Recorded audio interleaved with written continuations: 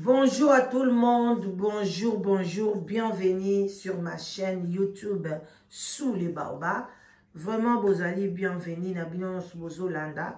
Bolanda na boke Binyoso analyse oyo et puis beau partager yango et comme tina batu ya théâtre parce que makambo oyo na yoki et pas ya prophétesse Adassa et salinga chair de poule na lundi ba prophétie na e banda a banda.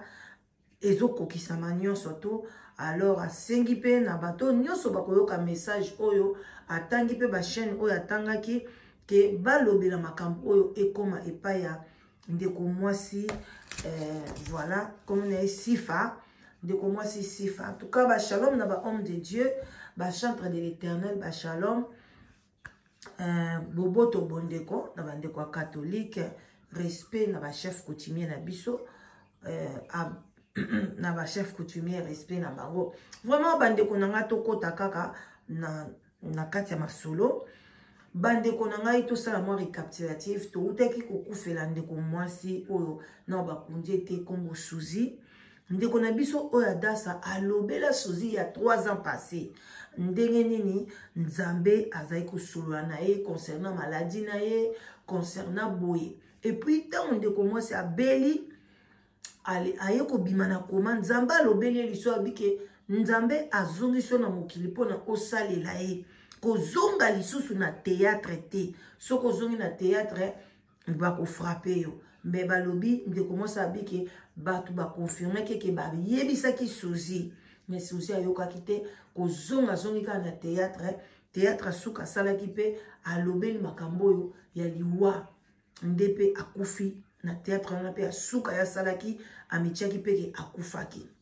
Vraiment bandeko nanga esalinga chair de poule siko to koyoka jour na osala émission na pesi mbote na ba o nyoso balingala danoise ba ko komenga balobi ke Sifa pe santé eza malamu te et ngona eko ya lobi Sifa pe nzoka nde azokine kokufa atangi na mutu oyo abeti Sifa spirituellement pour na Sifa comme na maladie balobi ezali acteur Ada donc bakangi Ada ndoki bandeko bino mo bolanda ezangaite ezali ye donc bo memela Sifa makambo azwango au sérieux aluka elonga Nzambe ya solo sino te bandeko na ngai Sifa akolanda Suzi ekozala passé eloko nini bato ya théâtre bazo welela vraiment basoki kosimba bakisi pour la visibilité, kosimba bakisi pour na robota na basi ya poto na mibali ya poto bandeko nanga ezali terrain ya mabe biso bandeko obele bonzambe na bonzambe ne bomona ngabo na kosimbela musala moko te kisi jamais attention na otama na bato mibale to kokende na bango kande mwana mibale na miso ya Nzambe za 20 000. Voilà donc like vidéo partager boyoka na bokebi nyonso to yango na ochela bino na continue un message à Sifa. Il y a 2 semaines, mes bien-aimés dans le Seigneur, bande konangai, ba Congolais, bande konanga, ba maman nangai, na ebité ceux qui na ba papa ou bazana ba chaîne oyo na tangi. Boka message oyo boko mselango Sifa. Nzamba zola kisanga Sifa na nzela azoya. Sifa marché, elle venait. Koya Sifa azoya, nzamba projeté nini scène mususu, dessin mususu donc à la kisingai image mususu, il y a ba comédien au basala kana Sifa puisque Sifa tant na moni nanzela, elle venait vers eux. Azoya comme azoya on dirait la place ya musala. Nzamba la kisinga ba comédien ba vandi. Bavandi groupe autour d'une table. Ma comédien est belé. Bavandi vraiment sur une table. Donc, comme une réunion.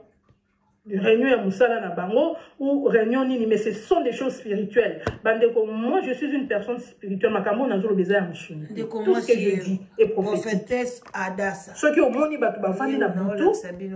Au moni ndoto, donc c'est une assise autour d'une table pour une raison spirituelle. Voilà, madame Nazolo est spirituel.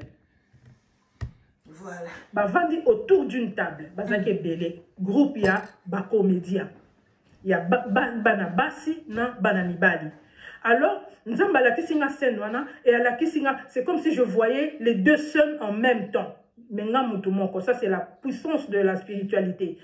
Puissance, il y a prophète. Misu, il y a prophète. Nzamba est capable de faire tout ça. Nzamba monara partout. Ndenga permettra prophète na ya mona. Alors on a moni sifa zoya. Koya sifa zoya à s'approcher na moni côté oyo mususu ba comédien ba vandi donc ba collègue na ye ya musala ba vandi tout autour d'une table ba vandi groupe.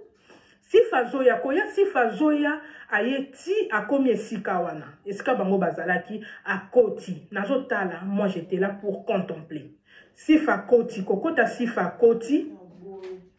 Abandi kopesa bango à s'approcher vers bango na bolingo c'est que je voyais en elle aye kopesa bango nanu liboso bango nyonso mbote koya sifa ye vers bango na moni bango d'abord batalani comme si bazaki na kokamwa comme si c'était de leur part c'était négatif que sifa ayawana c'était négatif.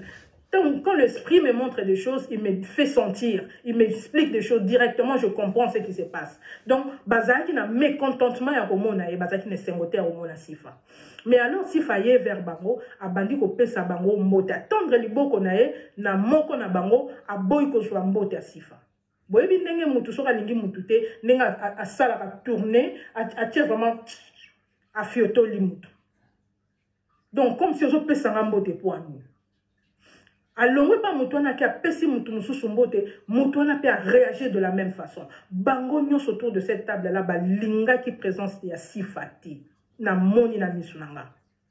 Mais bien aimé dans le Seigneur, mbala moko, moutou moko azaki na kati na bango. Comédien moko azaki na kati ya ba comédien wana nyos wa telemi, azaki mwana mobali. Et moi mobali wana nzamba permettre nga elongi na ye na kombo na ye. Kombo na ye Ada. Ada. Kombo. Boyoki Ada. Pona ye bio azasima nanga. Nzambe. Amen. Abate na nga. Et ça pour opportunité moutouté, mais ça pour répondre même à voilà. Na linga ba prophétesse aboy. Tu assumes, tu dis la vérité. Et ça tozo ko pisa ba prophétie ndambu, na zo mona mutu moko boye, bata mutu moko théâtre karata zo kufa, kombo zo pesa te. Siko batu ba kufa na bango chaque jour. Siko to koyeba ndenge ni.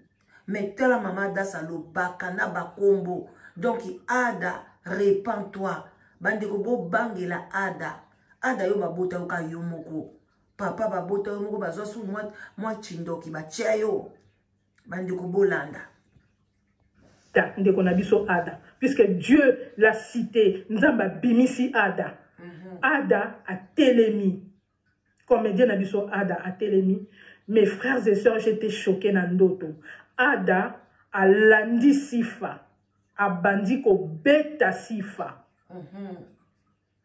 Abandi ko beta sifa makasi oyo Ada zalaki nango na nzoto ne ya ko beta sifa. Physiquement nakiso na ke nango physiquement so ba beti obongo obukani. Obukani même ko kufa na se ya bakuwana. Et c'était une force bizarre. Donc, ce qui veut dire que c'était une force spirituelle. Nous avons besoin de ce qui se passe spirituellement, ce qu'elle a reçu en elle.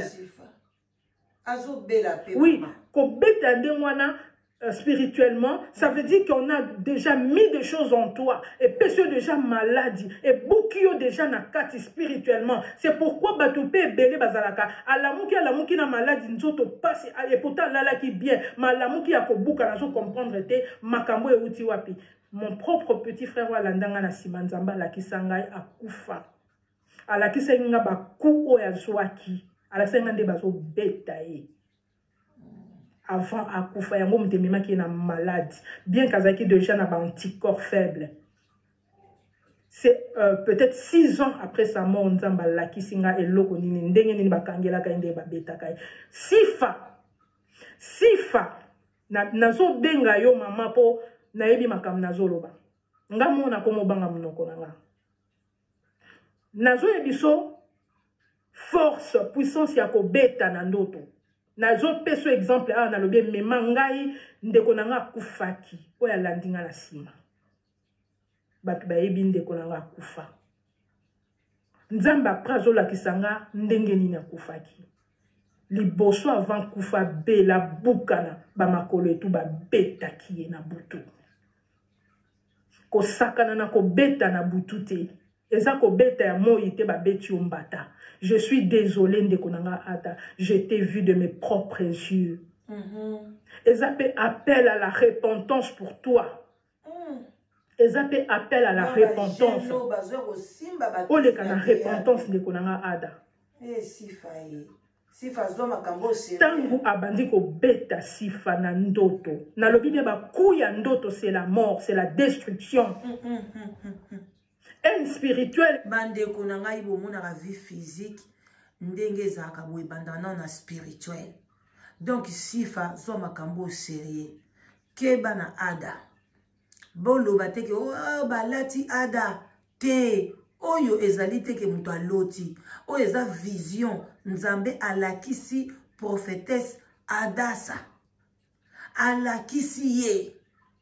Donc ada. Ndoki munene. Bande kobo lamuka. Gabriel. Lobi oleka une émission. Zo bomba bato. Metala maman prophétesse a tangi. Bino ba jeune garçon.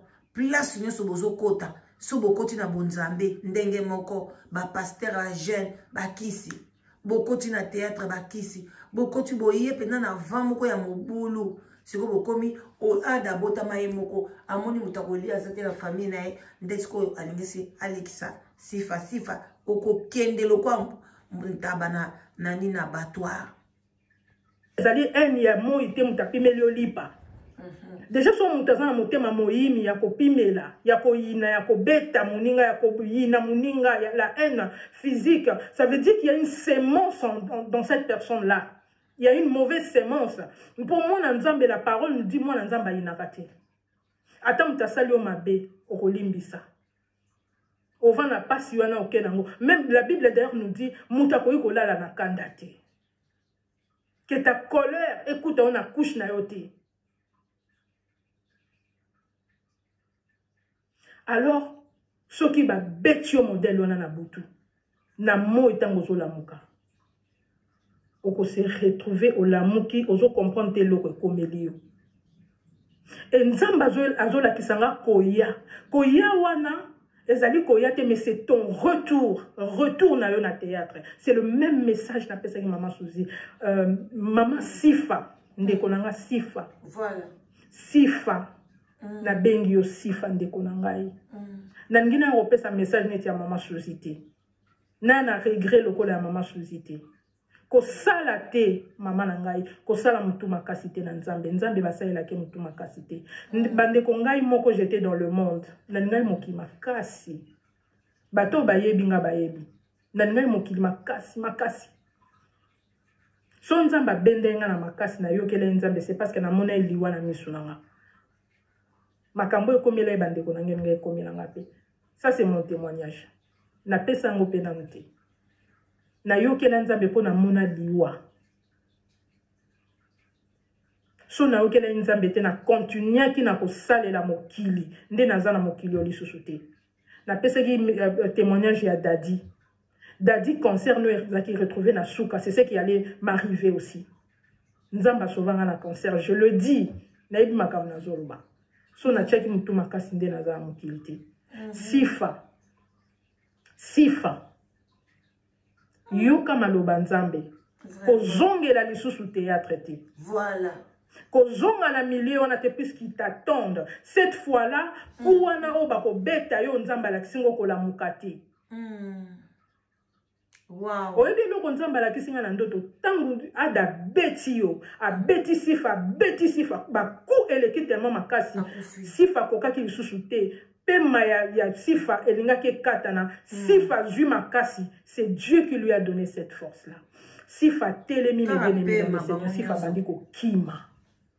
Elle a échoué. Ozo mona ndenge bozo souffrir ba maladie ba pema eza na butu bazo beta bino na neti sifa yo soko zongi bako beta o babetio na moyo komi pema d'abord to suku to yoki kutu tant maman professeur azoloba ngasi ba isenga ki sifa zo bela bande ko sifa kotanda kwa zo bela sifa soko bimi nzamba yamba nzambe bima na monde wana eza pasi pona bo bima me bima luka makambo mususu eza monde moko diabolique sorcellerique bango nyoso nde baza wana bino batu bozaka ngai nazali soki abakoka ngai naza boy soki kote boy bo bima na biloko wana tala théâtre normal bokotaka na biloko wana te ngai mutu boy ngai boy biloko ekomi diabolique ekomi ba secte ngai awa soki awarion ngai soki na ya nga golwa bo bima na biloko wana eza ba kombo na mo bazonga na monde des ténèbres sifa babengi o tala mbalebele mama alingi yo soko koyoka te makaka diaka loba na mabel toke na suka na kumisi nzambela na moni sifa bandi ko kima puisque spirituellement ce que on a makasi ko kima te c'est là où on retrouve une personne morte na mbetu na ye mutalala ki bakutie akufi na tongwalala ki na ye bien azaki maladie ou bien azaki il était bien à la canne batu bien à l'ali mais la personne ne s'est pas réveillée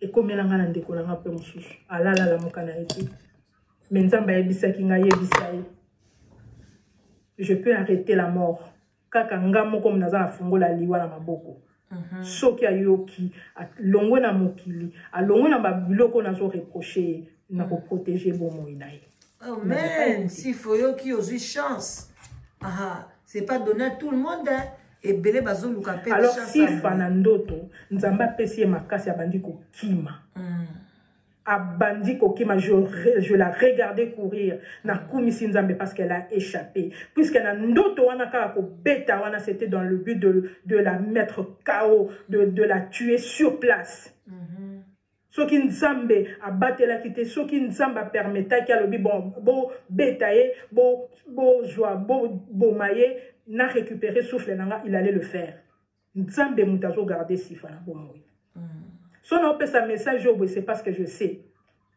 bande ko bo comme c'est la sifa message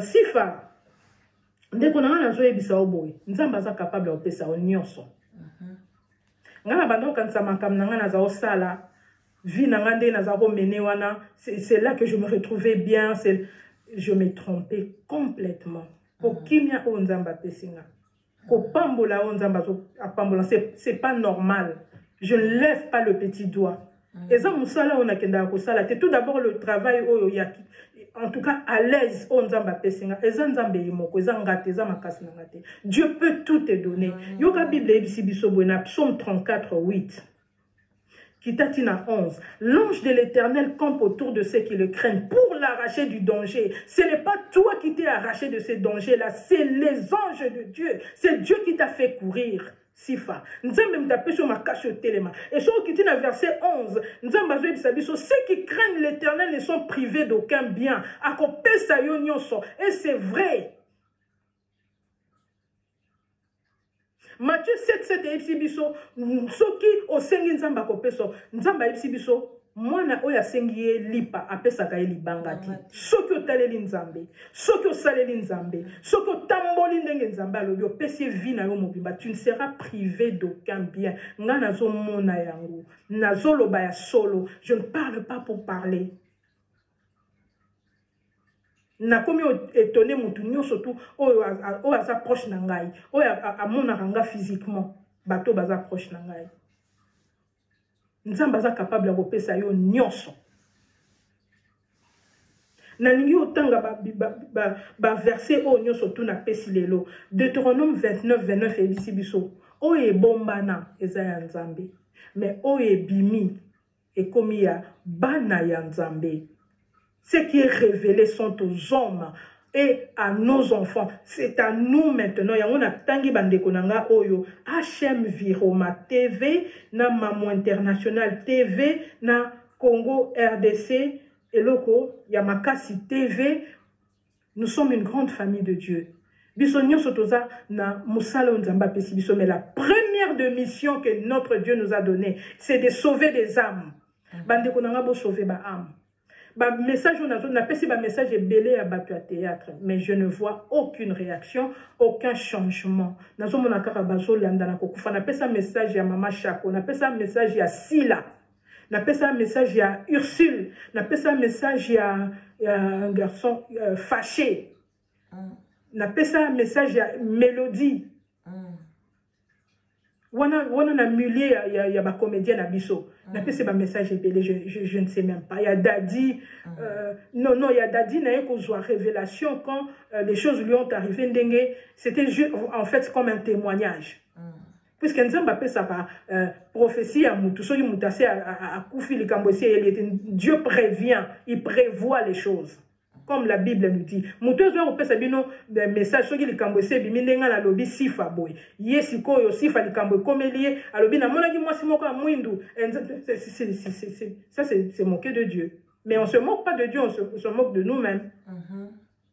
Na yeko yebisa biso lelo bande konango na totanga ba komona misusu nande ko nyoswa komona message pardon tindango ata bande konanga botindango na bande kona biso na tangi kombo ba comme c'est lango sifa. Parce que c'est que le prophète de Dieu dit, quand on y prend point garde, cela arrive, cela s'accomplit. Yangwa Bakouk 2 ebisi biso. Même si la prophétie tarde, attendez-la, car elle s'accomplira. Mais elle s'accomplir, tel kambo ezamabe. Otolingi ba accomplissement nango ezamakambo ezamalam. Ce qui a changé, c'est que on condamne les choses quand elles sont mauvaises. Toujours condamné à motolingi mabe la sous sifaté et la sous bébité et la sous baby pe balobi pe na kati ya biso wana même on nzamba la tisinga azo poser ba acte ya mabe na pesi na moni bato ebele bazo poser ba acte ya normalité na théâtre na je connais beaucoup mais je ne viens pas tout dire. Soki bato na pesa un message ba benga ngai, moi comme le Seigneur m'a donné la vision, il m'a donné la provision, moi je veux prier mon Dieu là. Nzambe wana apesinga ba message wana pour les âmes de ces gens là. Ceux qui bato wana ba yé ba 6 milliers l'éternel. There's no place like your home. So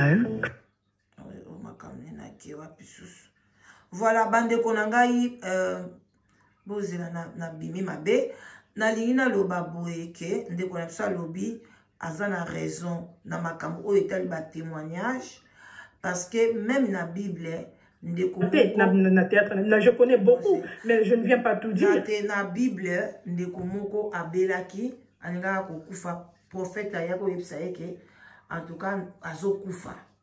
Donc pa Nzambe alobaka. Toujours abakambo ya ba prophétesse na biso na ba prophète na biso to examiner kango. Ndenga lobi boye to examiner yango. To examiner yango, to komisa ngwe pa ya sifa.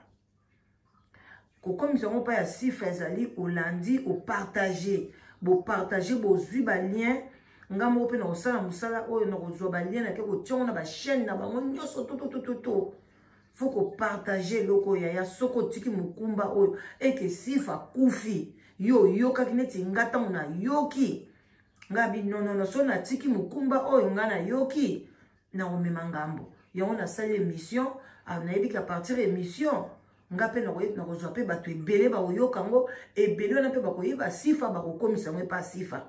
C'est à sifa maintenant à tel longa Nzambe à sa la repentance à sa Nzambe pardon makambo oyo ekokisa mate.